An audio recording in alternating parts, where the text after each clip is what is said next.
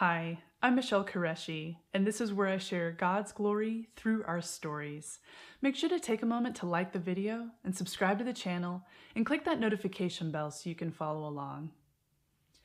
I want to share with you today about how to deal with fear and anxiety. Some of you may not know that a big part of my story is 2.5 years ago, my late husband passed from cancer. I was 31 and I had a 2-year-old daughter, and I was launched into single motherhood and young widowhood with a very uncertain future.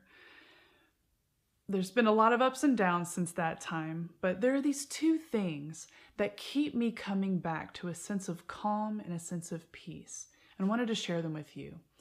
The first is remember. Remember who God is and what He's done. The Bible talks a lot about God being sovereign and good and trustworthy and faithful, and He's one who protects and loves those that He has created. But in times of stress, it can be really difficult to remember.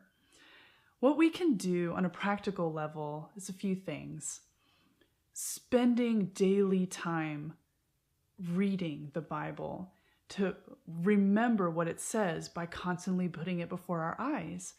We can also spend time, be really intentional about having community with people who also love God and want to speak truth and study the Bible. One thing that's helped me personally is to have scripture throughout the house, on the walls, or maybe even in index cards that I put in the car.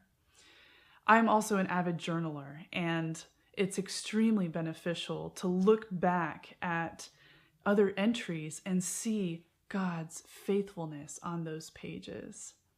And the second thing is to let go of the illusion of control, because that's really what it is. Even when times are good, it is only an illusion that we have a grasp on our circumstances. Because really the unknown future, at all times, the unknown future is only in God's very capable hands. And this is another thing that's really difficult to do. We want to have that sense of control.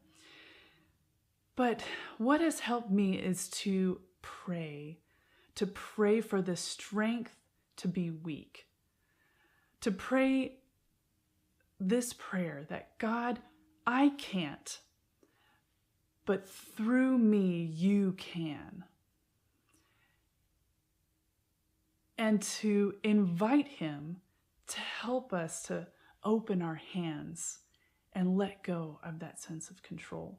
Because when we remember who God is and what He's done, and when we let go of control, that brings us to a sense of perfect peace. In Isaiah 26:3, it says this: "You keep him in perfect peace, whose mind is stayed on you," that's remember, "because he trusts in you."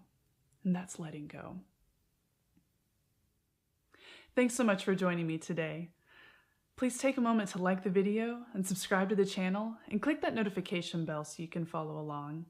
I would love to hear from you in the comment section below. Feel free to use that. And if you feel in your heart that you would like to give toward more videos like this, or the things that I'm doing on Instagram, then you can do so at my Patreon page. And I'll see you again soon.